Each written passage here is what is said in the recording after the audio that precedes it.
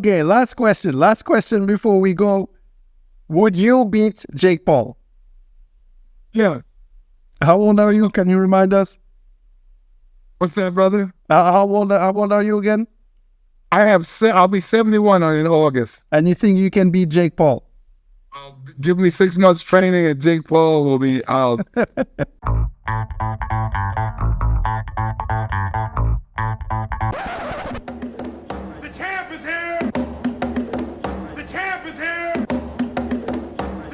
Okay, thank you for being here. We are on another episode of Another Day in Paradise. I am with my good friend Artie Artwell, and this is another episode of Another Day in Paradise. So today we will talk about boxing and fitness. So Artie, thank you for being here, all the way from Miami, right? Miami Beach, exactly. Miami Beach, exactly. Don't give your address. You never know. Some creeps might be listening. Not that you cannot handle them, but... So, Artie, let me just introduce you for people who don't know you. Artie, you are a former professional boxer. You were a chief sparring partner for heavyweight champions and contenders such as Jimmy Young, who fought Muhammad Ali and George Foreman. So, did he win? Well, he beat George Foreman. He was the second guy to defeat George Foreman after Muhammad Ali. Yeah. So Muhammad Ali had this fight with him in Zaire, right? Ali had the fight with him in Zaire, and then he fought in 1977, I believe. George Foreman fought Jimmy Young, and Jimmy Young is the one who sent him into retirement for 10 years. Well, okay. That says a lot about him, all right? So you sparred with him. Okay, we'll talk more about that. Let me just finish the intro. So you also trained fighters such as Brian Barbosa, who was a WSBA Middleweight champion. You also trained Paul Big Show Wight down in Miami, right? That was in Miami, yeah. And he was like WWE. So you trained him for his WWE match with Floyd Mayweather. We'll talk about Mayweather also. Undefeated, yeah. So Money Mayweather.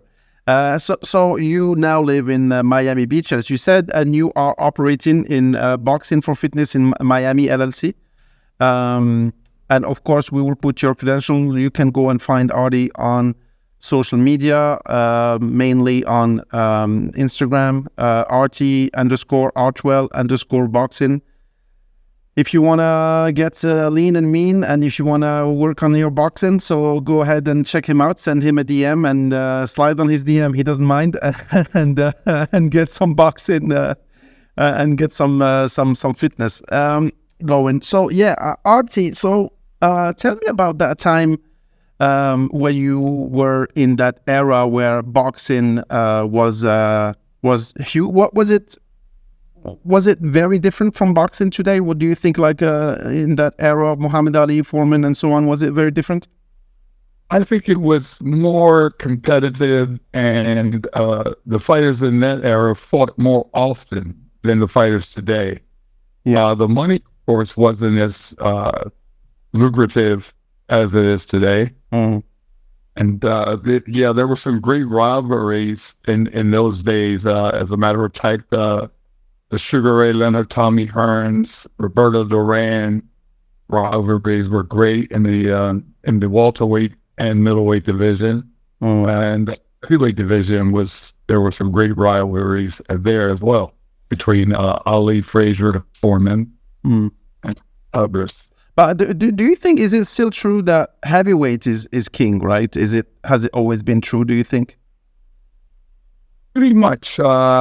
One era where the middleweights holders, so to speak, and that was prior to television, and they used to fill up these baseball stadiums when Sugar Ray Robinson was fighting. Yeah. And the middleweight champion, actually he was welterweight champion and then middleweight champion, and then he also fought for the light heavyweight championship. And this guy he had 176 victories. Out of his 176 victories, 110 were by knockouts. So this guy was fighting practically every other week. Mm-hmm. Guys fight once or twice a year. Yeah, if that. Yeah, yeah, yeah. That's definitely money is money was different back then. But is it the same? I feel like even today, if you are a boxer, if you are not famous, you barely make it. Or is it just like you have to be like only a few get rich, right? Not everybody is Money Mayweather, right? Is there a lot of money in boxing and like low level, or you have to reach the top to start making real dough? There was money at low levels. I mean, Pacquiao, he was in a lighter weight class than Mayweather, and then he moved up and made the fight Mayweather. But there's some money in the lower weights. But how about lower level? Like, of course, Manny Pacquiao is a huge star, but like when you start, like, if you start always, he had some fights or something before people started recognizing him as a star. Yeah. I think he developed into a star over the years. Mm-hmm. But everything starts at a lower level, and unless you are like Oscar De La Hoya, you win the Olympic gold medal and you become the golden boy, and you go right into a professional fighter. Same thing happened with Sugar Ray Leonard. He in 1976, he won the gold medal in the Olympics, and he was the sweetheart when he turned professional. And so it depends on. There's a lot of factors. Yeah, no, definitely. So, and how about okay? So, I got a few questions. I'm peeking here. I'm looking at my notes. What do you think about MMA guys jumping in boxing, trying to get those super matches and like big money? Is it good for boxing, or do you think it's insulting to boxing? Because we have been having some conversations, when some MMA guys like McGregor, who was like a superstar in MMA, he came to fight none. I mean, he didn't pick like a beginner. Like he picked Money Mayweather, and I told you. So what do you think? Like he's really good boxer. I mean, MMA it pretty much includes everything. You said no, he stands no chance.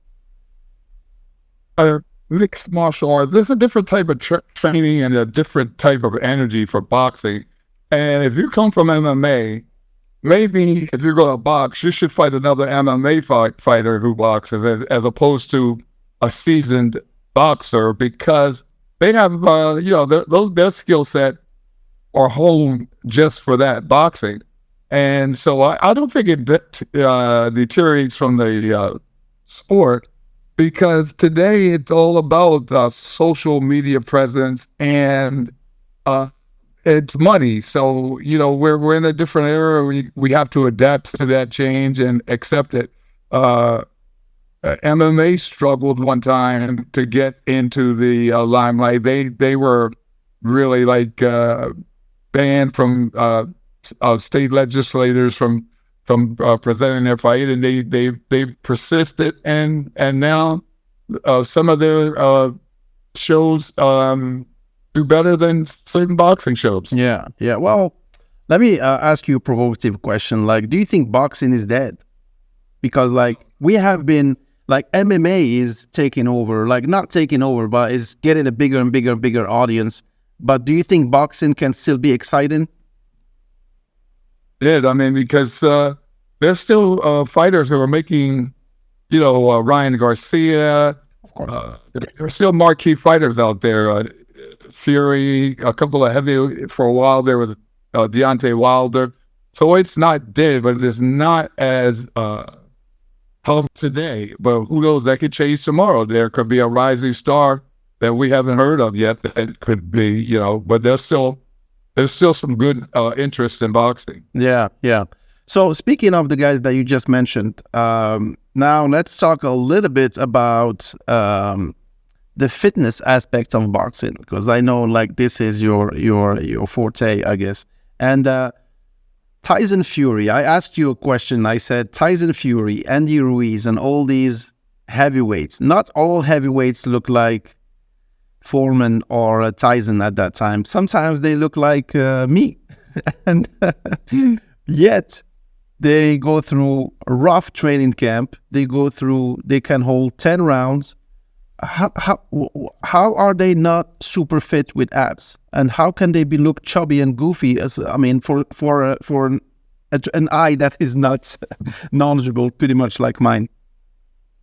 Muscle alone doesn't win fights and body types. I mean, you can look across the ring and see a big muscular guy, and he may not be able to fight. And you can look across the ring and see a guy who's a little bit flabby, who's a pretty decent boxer.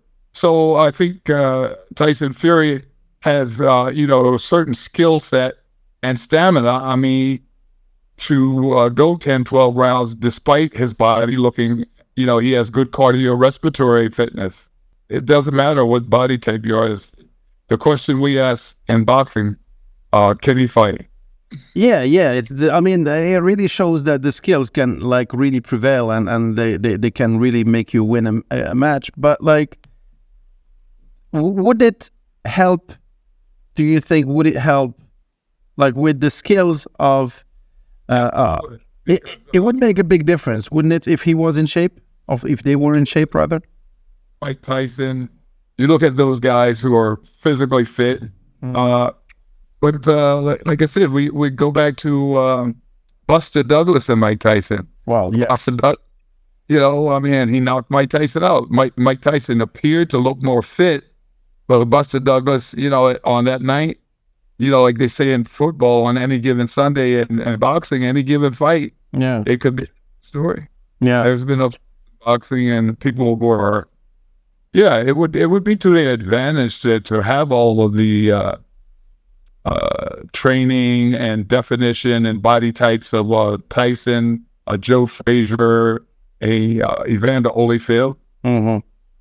Some guys just go in there because they can, whatever their body type is, they know how to fight. Yeah.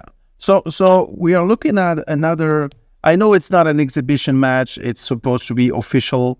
But Tyson is fighting Jake Paul. Okay, so a YouTuber who's, he's a lot of people say you should not say he's a YouTuber. He used to be a YouTuber. He still is, but he has put on the work in boxing, and he's been increasing his level match by match. Also, he has been picking some very, very easy matches. I know Mayweather fought him. Was it him or his brother? Honestly, I'm not sure. They look alike. They all white people all look alike to me. But but of course, it was. A lot of people said it was fixed because at one point Mayweather literally he punched him, and then one of the Paul brothers almost went down, and he just picked him up. So it's like, okay, like I feel like personally, it's hurting boxing because it's making it look like, and I don't want to trash WWE. It's a different thing, and it's respectable, of course, but it's not WWE. Boxing is real, for lack of a better word. And when you use those celebrity, you want to just attract celebrity. It's almost like if you give dessert to people all the time, then they will not appreciate vegetables. You should really learn to appreciate vegetables, because if you eat desserts all the time, like I do, you tend to drift away from vegetables. Okay, let's dive in this game. What do you think about this match? Okay, I appreciate your analogy, and I think that, like I said, we're in a different era, and times change. And when times change, you adapt to the change, or you get left behind. There were a lot of people who thought that, as I stated earlier, that the MMA wasn't going anywhere, and that people were shunning it and turning away from the traditional boxers. Didn't want to get involved with it, and and they say, "Oh, that's it's a back alley type of fighting." I tell you what's going on right now. There's the bare knuckle fighting championship. Yeah, that's so big. Yeah. What's your take on that? It started out small, and now these foreign countries want to see them. So rather than entertain boxing has its own lane, and I think there's I have an abundance mentality. There's enough lanes for everybody to drive in. Yeah, and this new celebrity stuff, YouTubers and all that stuff, that's a new lane that has opened up, and so the boxers who paid their dues in boxing, they want to extend their careers through this type of venue. And if they get paid millions of dollars for it, then all power to them. But do you think bare knuckle boxing and boxing, is it a different sport, or do you join them together? It's the same skills or a little slightly different, do you think?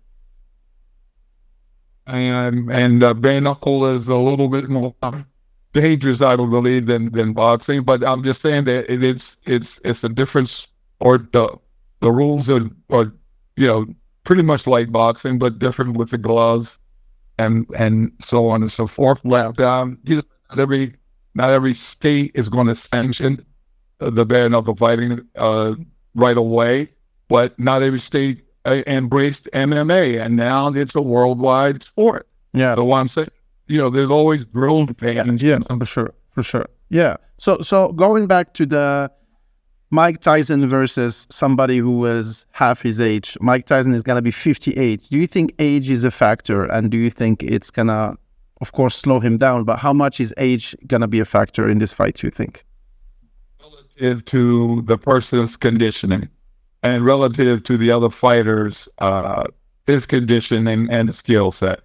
Now, as far as Jake Paul and Mike Tyson are concerned, I had Joe Rogan on his podcast, which you're on your growing page. Soon you'll be a Joe Rogan guy. Yeah, he got nothing on me. Attitude. So on his podcast, he was sitting down and he said he has the contract for the Mike Tyson Jake Paul fight, and it's rigged. And not necessarily rigged, but it's in the contract for Mike Tyson to go the distance with Jake Paul because he gets substantially more money if it goes the distance. Yeah. Knocks it out in the first round, he gets a lot less money. And second round, and then they said, Joe Rogan was saying that even if it goes the distance, Jake Paul has paid for the referees and the judges. So if it goes the distance, Jake Paul could get the decision. So I would say that type of fighting is mostly entertainment. That's what people watch. People go to the magic show to be fooled. Yeah, of course. Oh, these guys cannot do any of that stuff that they're doing, but we're amazed by it. And during the 2008 global recession, WWE was doing well because people wanted entertainment. Yeah, no, there's nothing wrong with entertainment for sure. Distracted from their day-to-day woes. And so the Jake Paul, Mike Tyson fight, according to Joe Rogan, who said he had the contract, it's going to be mostly entertainment. And it's up to Mike Tyson and Jake Paul to decide whether they're going to do it. Mike Tyson can't go out there, I believe, at his age and knock Jake Paul out. Regardless of Jake Paul's skill level, I think Mike Tyson still has it. I mean, George Foreman has proved that he had a young boxer. I'm at 40-some years old. Bernard Hopkins was 44, 45 years old when he was the oldest champion. He actually surpassed George Foreman's record. So sometimes, the age doesn't make a difference. It depends on the opponent. And even in professional boxing, as you're starting out, most coaches and managers try to protect their fighters by giving them opponents that they should beat until they build their record up, and then they get them a world title fight, and then it's on. So yes, the sport has always been part of it. So hypothetically, imagine if it was a real fight. If you were in Mike Tyson's corner, what would you recommend for him to win this fight? Would you, because going the distance is definitely not in his advantage, right? I'd say let's go home early, buddy. Let's knock this kid out and go home. Dinner's on. Let's have a little dinner tonight. So you would recommend that he would go all out in the first round, or like cook him for a couple of rounds and then knock him out? All throughout his professional career. But he has lost a couple of fighters when he was a professional. That took him 8, 10 rounds to be, or even the distance, So he has gone the distance, and I would instruct him to go out and,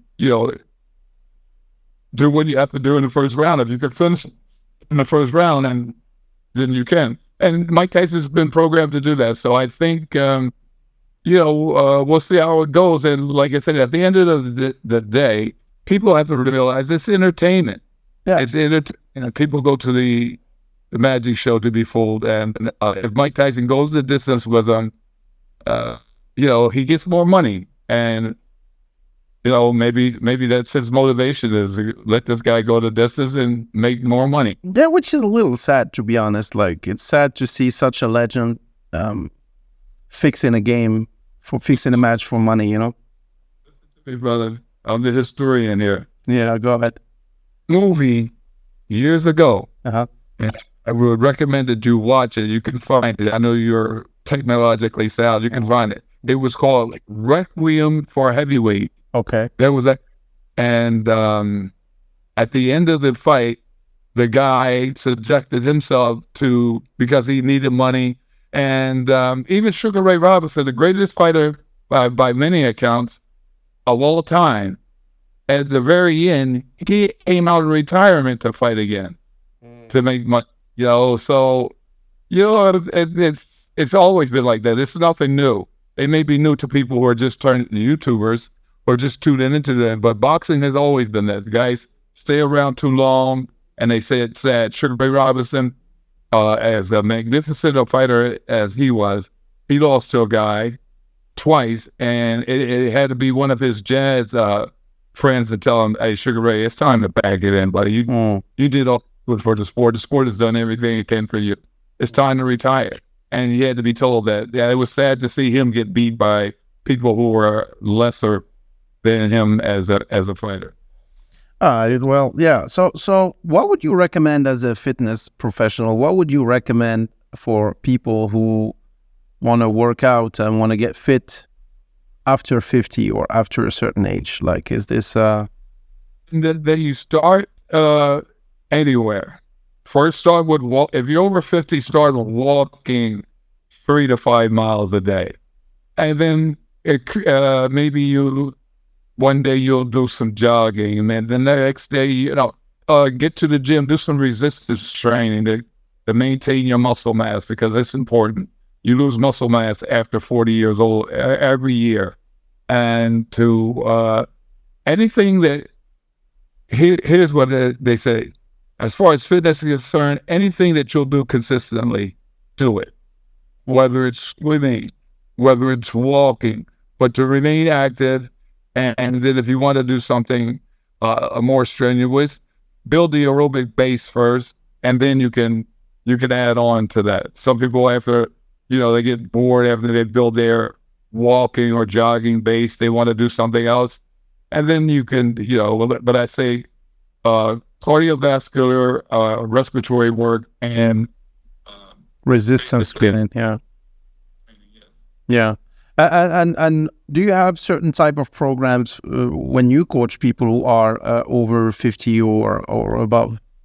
I train people from as young as 8 years old to my oldest client currently is 70. I'll be 71 shortly. And yes, I adjust my training according to their abilities and limitations if they have them.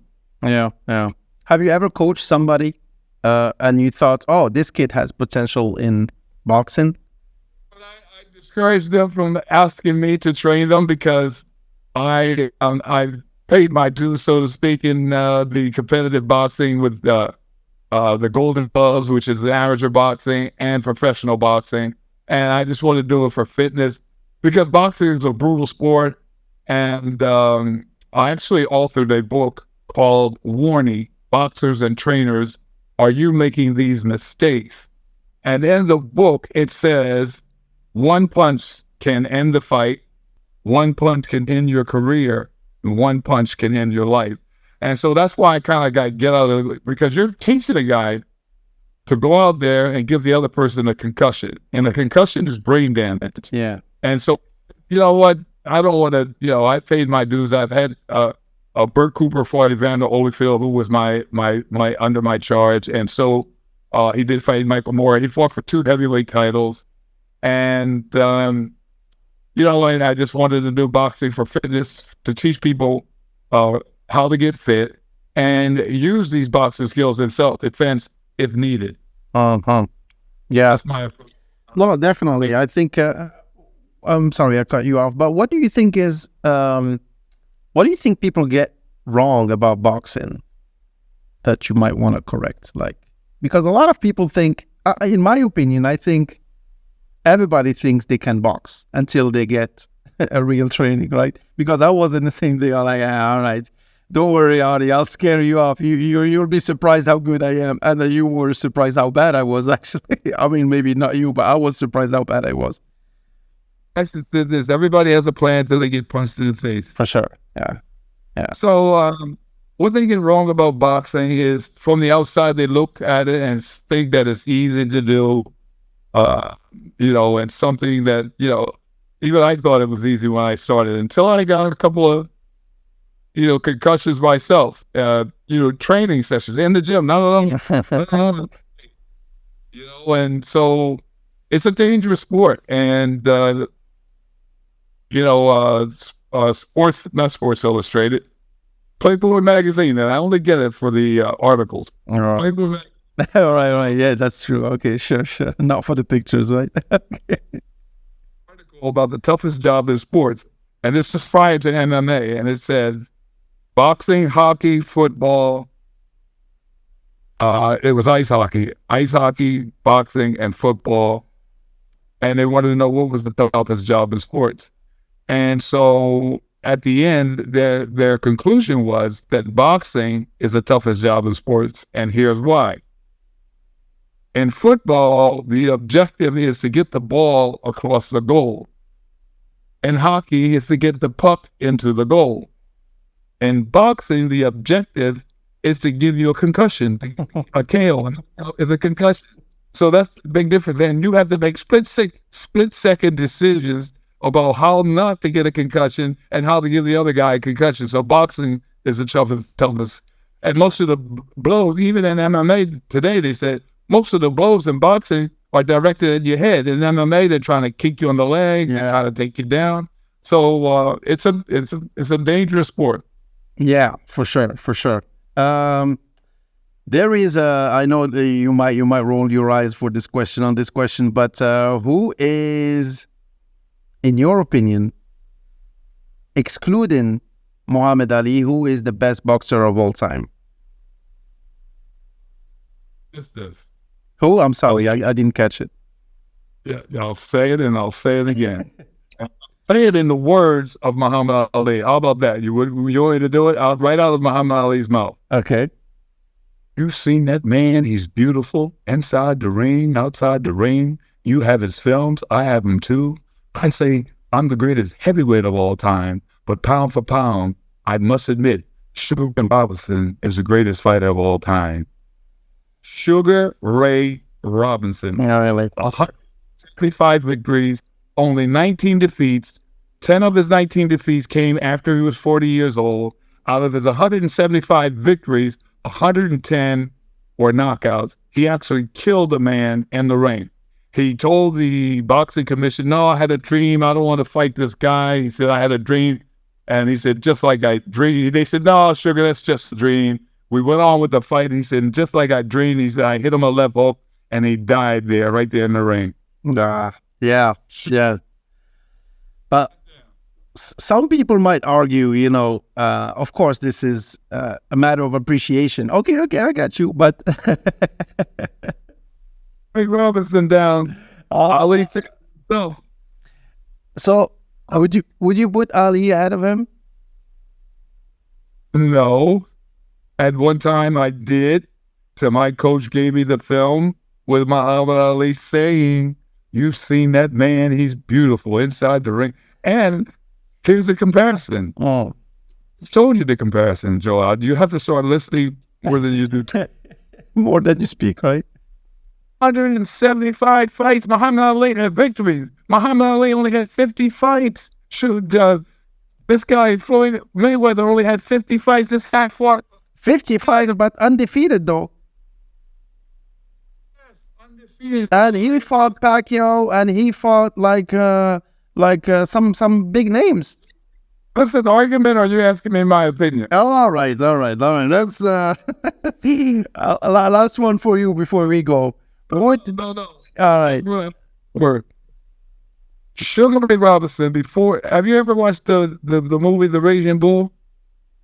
Oh, Robert, was it De Niro? Yeah. With De Niro. Yes, I did. Guess who fought him 6 times? The Raging Bull. Robinson. Sugar Ray Robinson. He won 5.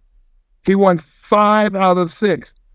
The Raging Bull, Jake Amata, was the first guy to beat him. Sugar Ray Robinson won 111 fights before he lost to the Raging Bull. Which one is your favorite besides being the best? Sugar Ray Robinson. Ah, come on, get out of here. Okay, last question before we go. Would you beat Jake Paul? Yeah. How old are you? Can you remind us? What's that, brother? How old are you again? I'll be 71 in August. And you think you can beat Jake Paul? Give me 6 months training, and Jake Paul will be out. All right, Artie, that's why I like you, man. Listen. Tell him to call me up. For that big lump of money, I think you would train 6 months for this motherfucker. All right, brother.